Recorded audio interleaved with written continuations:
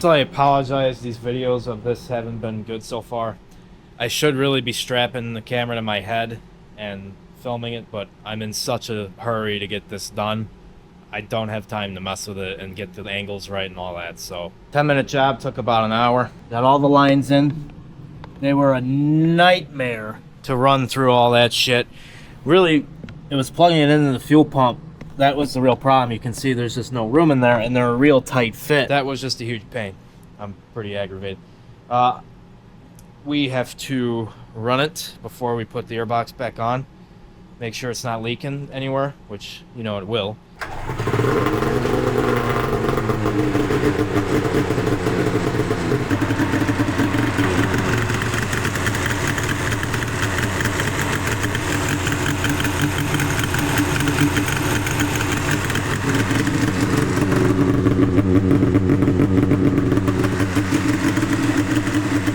We have some parts.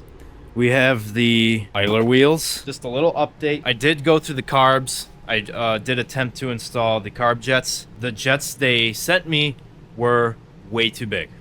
This thing ran super fat, and it would actually hit a safety limiter when you revved it occasionally, and they just didn't work. Kind of pissed. But I put stock jets back in. We opened up the idle air screws to get a fatter idle, because that was really the issue, was the idle. That's what was lean. The sled was pulling fine. But my main concern today is getting this axle put back together and back in the track. I decided, even though we did not get the jets in, I'm going to leave the Cannon anyway, because it runs fine.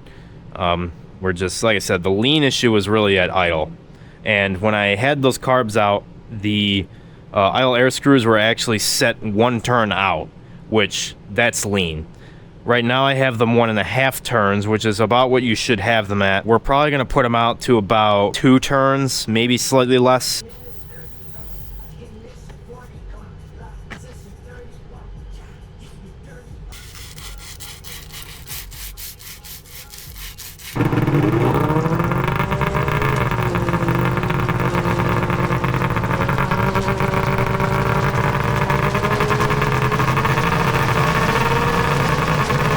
Alright, so next day, we're going to do the chain case oil next. The drain plug is way down underneath there. It's like right next to the track. You can look up a video to find out where it is.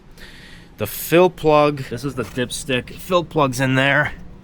And down right there. So here's that transfer pump I have. I use this for the Mustang supercharger oil.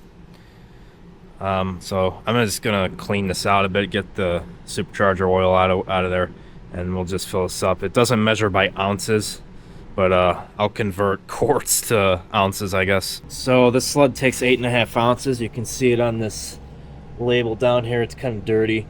Chain case oil quantity. I don't know if the camera's picking it up. 8.5 ounces. Now I mentioned measuring the oil. These bottles they come with the Yama Lube is just 8.5 ounces. So just one bottle of that. So that's actually really easy. So you can see the oil's coming out. It's hard to see with this camera because it's wide angle, but it is coming out. It's a little dirty, a little dark. It's coming out very slow because I didn't warm up the chain case before doing this. All right, well that's draining. We're gonna change the carbides on the Arctic Cat.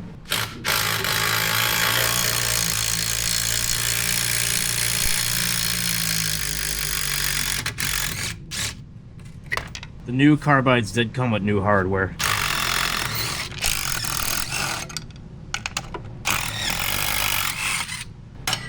There we go. As you can see, this carbide is pretty much completely gone.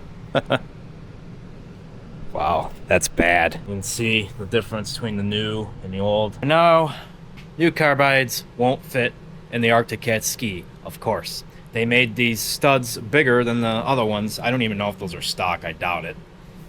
Which in turn makes them not fit. And I noticed the ones that were in there do not have this hook on it. Looks like they were cut off. I have no idea. I'm going to try cutting this off. It should help with getting this in. hopefully it works. I'm getting pretty aggravated. I've been working on these things for like a week and a half now, and it's just constant more nonsense that's popping up with them, and it's just so frustrating. We're really running out of time to get these ready, and on top of it all, up there in Eagle River, it's gonna be 40 degrees all weekend when we're there, so the snow's probably all gonna melt. So since I don't have a bench vise in here, got some vice grips and cut it just like that.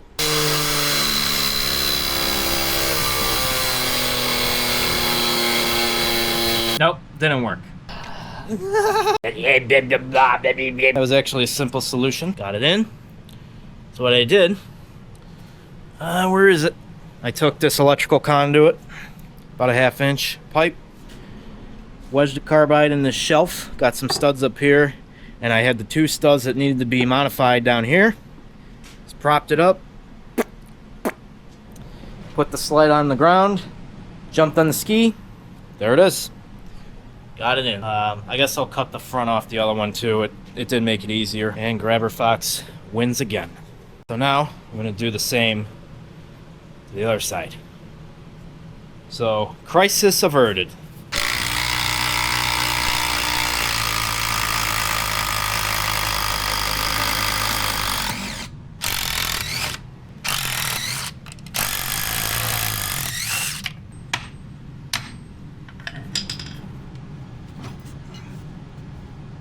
This one is just as bad, pretty much, if not worse. That's terrible. I think that's the worst one I've seen, that's for sure. Alright, carbides are in. The same method on that side. Next, we gotta replace these end links, because that's why. So I have some new ones. We're gonna change both of them, because they're both very crusty. I mean, even this one that's not broken is very crusty. So we're gonna change it. My new Harbor Freight air impact wins again. Both times I've used it were on really, really stuck bolts, and it took them right off, no problem.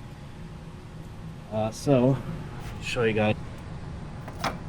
Here's the old link. Basically, that bolt was just rusted inside here. I wasn't gonna change both because these things are kind of pricey. It's actually pretty ridiculous, but you can see these rose bearings in there are they're just chazzled, knackered, just absolutely creamed. All right, got it in, looking good.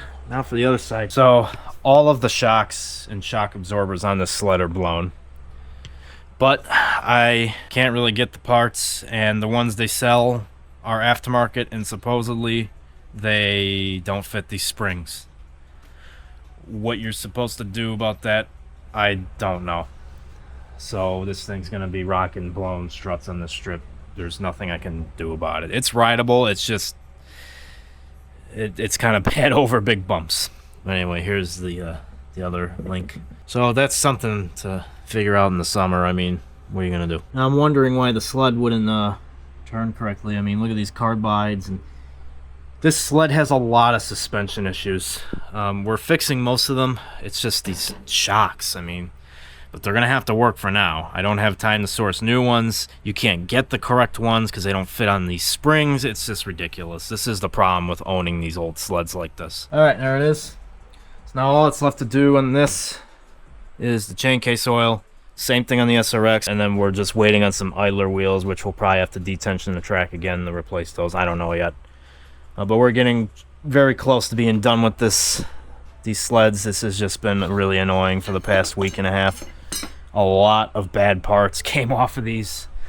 But yeah, there's just a couple little things I'm gonna have to do to the SRX, and then that's it.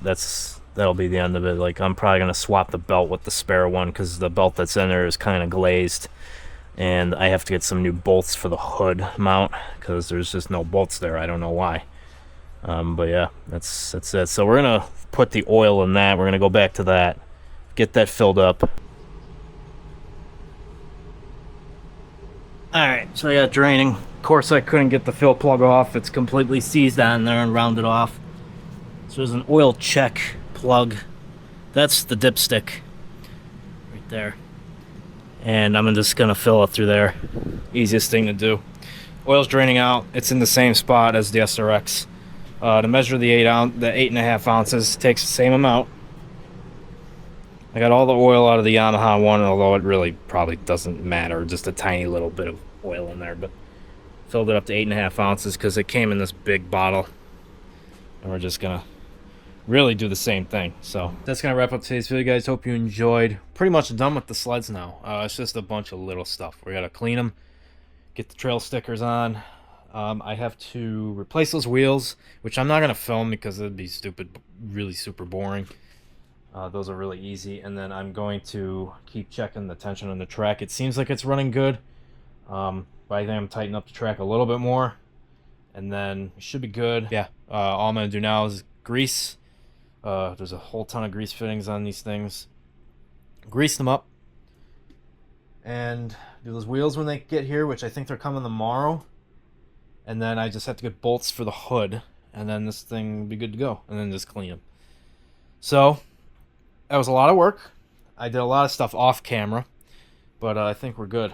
I think we'll finally be good to go. Shout out to Jeremy for the help. He is coming on the trip as well. We're both going up there. Hopefully everything holds good. Over the summer we're gonna do some more repairs on these, mainly the Arctic Cat. With the suspension, we got to replace those shocks. I don't know how I'm gonna go about doing that, because like I said, you can't get the OEM shocks anymore, and the ones you can get, the OEM springs don't fit on them. It's just the whole thing. So I don't know what that's gonna entail, but it's just gonna have to work for now. We got to put tracks on these things. They still need a lot of work, but for the weekend, I think they're gonna be all right. So we'll see. And guys, stay tuned. Wait till you see what I just bought for the Mustang. I've been talking about it for a while. I literally just got back from picking this up. It's sick. I finally did it. I didn't think I'd do it this soon, but guys, wait till you see it. So yeah, don't forget to subscribe, join the Fox Pack today, hit the bell notifications to be notified when we do something stupid. Follow our Instagram at GrabberFoxOffroad and TikTok, same username. And you can follow the Mustang's Instagram at GrabberFox50. Remember, love your source, stay stock, and it's only illegal if you get caught. And we will be filming this trip with this camera. Stay tuned for that. Almost forgot. Stay foxy.